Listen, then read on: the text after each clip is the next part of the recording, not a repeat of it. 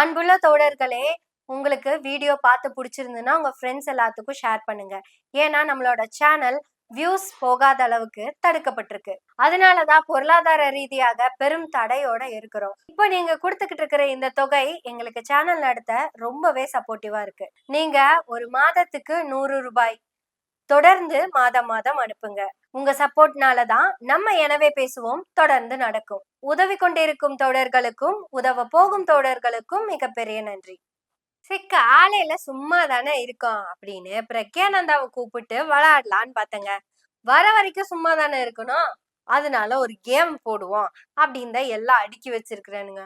உனக்கு அந்த அளவுக்கு விளையாட தெரியுமா அப்படின்னு நீங்க கேட்கலாம். நான் சொன்னதை தப்பா புரிஞ்சுக்கிட்டீங்கன்னு அர்த்தம். நான் சும்மா விளையாடலாம் தான் எடுத்து வச்சேன். பிரக்யானந்தாவை விளையாட கூப்பிடுறேன் அப்படின்னு நான் சொன்னனா? இல்ல பிரக்யானந்தா தான் எனக்கு போன் பண்ணி நானும் விளையாட வரேங்க அப்படின்னு சொன்னாரா? தவறா புரிஞ்சுக்கிட்டீங்க. நீங்க ரொம்ப தவறா புரிஞ்சுக்கிட்டீங்க. அதுக்கு காரணம் கூட நீங்க இல்லைங்க, இந்த கேமரா தான். நம்ம புரட்சி தளபதி நடிகர் விஜய் அவர்கள் ஆட்சிக்கு வந்ததுக்கு அப்புறத்துல இருந்து கேமராக்கள் எல்லாமே நமக்கு தவறாவே காமிக்குதுங்க. அதாவது நம்ம என்ன சொல்ல வரோமோ அத கேமரா எடுக்க மாட்டேங்குது. நம்ம சொல்லாததான் கேமரா ஷூட் பண்ணி எடுத்து காமிக்குது. இப்ப கேமரால ஏதோ பிரச்சனை இருக்குது. நான் பிரக்யானந்தாவை கூப்பிட்டனா சொல்லுங்க.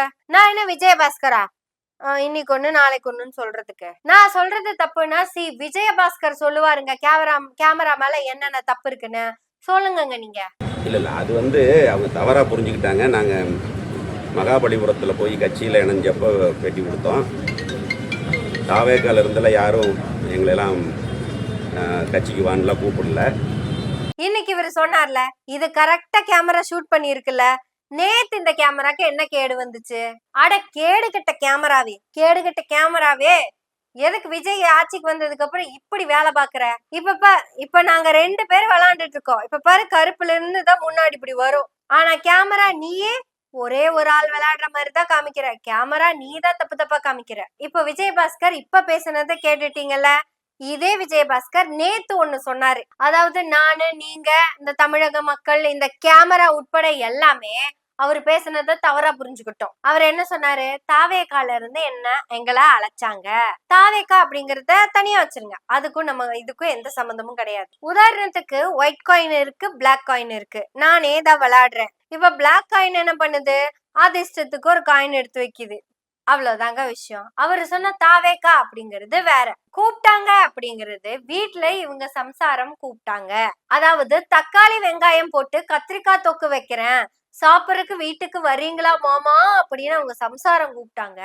அது இவரு நம்ம கிட்ட சொல்லும் போது தாவேக்கால பண்றோம் வாங்க அப்படின்னு அழைச்சாங்கன்னு இவரு சொல்லிட்டாரு. அதை நம்ம தவறுதலா புரிஞ்சுக்கிட்டோம். சமைச்சிட்டு இருக்கிற சம்சாரம் கூப்பிட்டத ஏதோ அமைச்சர் கூப்பிட்ட மாதிரி நீங்க தவறா புரிஞ்சுக்கிட்டீங்க. இது தப்பு யாரு மேல? நீங்க புரிஞ்சுக்கிட்டத பார்த்தா முந்தா நேத்து இவரை லாட்டரி அடிச்சு கூப்பிட்ட மாதிரியும், நேத்து லாட்டரி கூப்பிட்டு அடிச்சதுனால இவரு மாத்தி பேசுற மாதிரியும் நினைச்சிட்டு இருப்பீங்க. லாட்டரி அடிச்சும் வரல, லாட்டரி அடிச்சும் சொல்லல, மனசுல வச்சுக்கோங்க. எல்லாத்தையுமே தவறா எடுத்துக்கிறது தான் தமிழ்நாட்டின் போக்கா போயிடுச்சு. மாற்றம் அப்படிங்கறத நீங்க தவறா எடுத்துக்கிட்டதுனாலதான் ஒரு மிகப்பெரிய மாற்றம் வந்திருக்கு. அது ஏமாற்றமா போயிருச்சுங்கிற சரியான புரிதல்ல நீங்க எப்ப எடுத்துக்க போறீங்க நான் வெயிட் பண்ணிட்டு இருக்கேன். அடுத்தது நான் வைக்க போற மூதா ரொம்ப முக்கியமான மூங்க. இந்த மூவ் பண்ண உடனேயுமே எதிரணிகள் சிக்கி சின்ன பின்னம் ஆயிடுச்சுங்க. ஆப்போசிட்ல இருக்க பிரக்யானந்தாவே திணறிட்டு நின்னுட்டு இருக்காரு. உன கூப்பிடல, கூப்பிடாத பிரக்யானந்தா திணறி இருக்காரு. தவறா புரிஞ்சுக்காதீங்க, சரியா புரிஞ்சுக்கோங்க. ஏன்னா இது தாவேக்கா ஆட்சி, நம்ம ஒண்ணுமே பண்ண முடியாது. இப்ப நான் மூவ் பண்ணல, இந்த சிப்பாய் பேர் என்ன தெரியுமா? ஆக்சுவலா இதுக்கு பேரு மணி அப்படி சொல்லுவாங்க. ஆனா இதுக்கு ஒரு செல்ல பேர் இருக்குங்க, Mani. That means Mani. So இந்த மணி தான் தமிழ்நாட்டினுடைய ஹாட் டாபிக். தமிழ்நாடு பாடநூல் கழக நிறுவனத்தின் தலைவர் மணி. அவர் இந்த பதவிக்கு வர்றதுக்கு எவ்வளவு கஷ்டப்பட்டிருக்காரு அப்படின்னு நான் சொன்னா உங்களுக்கு புரியாது. நீங்க ஏதாவது மூவ் பண்ணுங்க, அப்பதான் நான் மூவ் பண்ண முடியும். குதிரை வெளியே வந்துருச்சா? அப்ப நம்ம குதிரை பேரம் பண்ணிட வேண்டியதான். குதிரை பேரம் சொன்னதுதான் ஞாபகம் வருது. வீரபாண்டியன் ஏதோ பேசியிருக்காரு, அவருக்கு என்னாச்சுன்னு தெரியல. சரி, நம்ம இப்போ 7 மணிக்கே வந்துடலாம். ஏன்னா லயோலாமணிங்கிறவரு ஹிந்தி திணிப்புக்கு எதிராக சிஎம் பேசினத இவ்வளவு தெளிவா சொன்னவங்க யாருமே இல்ல. 31லயும் 32லயும் ஹிந்தி திணிப்பு வந்துச்சுங்க. அப்போ பெரியார் போராடினாரு. 63 64 எல்லாம் திமுக பட்டைய கிளப்பிட்டு இருக்குது. அதுக்கப்புறம் ஹிந்தி திணிப்ப இவ்வளவு தீவிரமா எதிர்த்தவங்க யாருன்னு கேட்டீங்கன்னா நம்ம நடிகர் விஜய் அவர்கள் மட்டும்தான். அதுவும் எப்ப தெரியுமா, எங்க தெரியுமா எதிர்த்திருக்காரு? வாடா மாப்பிள வாழைப்பழ தோப்புல வாலிபால் ஆடலாமா, வாடா மாப்பிள வாழைப்பழ தோப்புல அப்படின்னு கூப்பிட்டது யாரு? நயன்தாரா. அதுக்கு இவர் ஒரு கிடுக்குப்பிடி கேள்வி கேட்பாருங்க. ஆட்டோ சாக்குல சைக்கிள் கேப்ல கிடுக்குப்பிடி போடலாமா. ஓ, இவர் கேள்வி கேட்டிருக்காரு. Okay okay. அதுக்கு அந்த அம்மா மூக்கு கீழே முத்தம் கொடு அப்படின்னு சொல்லியிருப்பாங்க. வாயிலே கொடுன்னு சொல்லி இருந்திருக்கலாம். ஆனா பாடுறதுக்கு வாயை திறந்ததுனால மூக்கு கீழே கொடுன்னு சொல்லிட்டாங்க. அதுக்கு இவரு ஏமாந்து கடிச்சு புட்டா கொத்த கூடாதே. இந்த சிச்சுவேஷன்ல இருக்கும் போது கூட ஹிந்தி திணிப்பு அவருக்கு எவ்வளவு பாதிச்சிருக்குன்னு பாருங்க. வாழைப்பழ தோப்புல வாலிபால் ஆட போய் வாயா கடிச்ச அந்த சிச்சுவேஷன்ல கூட ஹிந்தி திணிப்புக்கு எதிரா பேசினவர் தான் நம்ம இளைய தளபதி. ச்சே, வா வா வா, எங்க பேசுறாரு, அது எங்க பேசுறாரு, அதான் இது முக்கியம் இல்லைங்க. சோலி கே பீச்சேன்னு பாடட்டா அப்படின்னு கேக்கும்போது அவரு அது ஹிந்தி மட்டும் இல்லைங்க, இங்கிலீஷ் பீஸும் வேணாண்டி, ஹிந்தி பீஸும் வேணாண்டி, கரகாட்டம் ஆடிக்கிட்டே தமிழில் பாடேண்டி, அப்படியே கரகாட்டம் ஆடின்னு தமிழ்ல பண்ணாதானே கெத்தா இருக்கும். இந்த வார்த்தைய கண்டுபிடிச்சு சொன்னார்ல, இந்த வார்த்தைய எங்க வாழைப்பழ தோப்புல வாலிபால் ஆடிக்கிட்டு வாய கடிக்கும் போதும் ஹிந்தியை எதிர்த்து பேசினவரு தான் எங்க தலைவர் அப்படின்னு லயோலாமணி பேசினார்ல.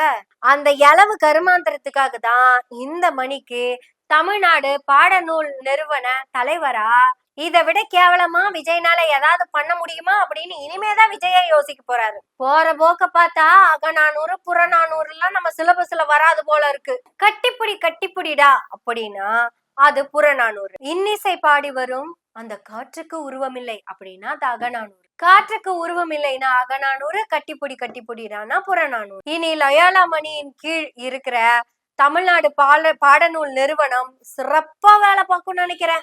ஏங்க லயோலாமணி அவங்கதான் அறிவில்லாம ஒரு விஷயத்த உங்க கையில குடுக்குறாங்கன்னா உங்களுக்கு எங்க போச்சு அறிவு அப்படின்னு இந்த ஊர் உங்களை பார்த்து கேட்டா நீங்க என்ன பதில் சொல்லுவீங்க?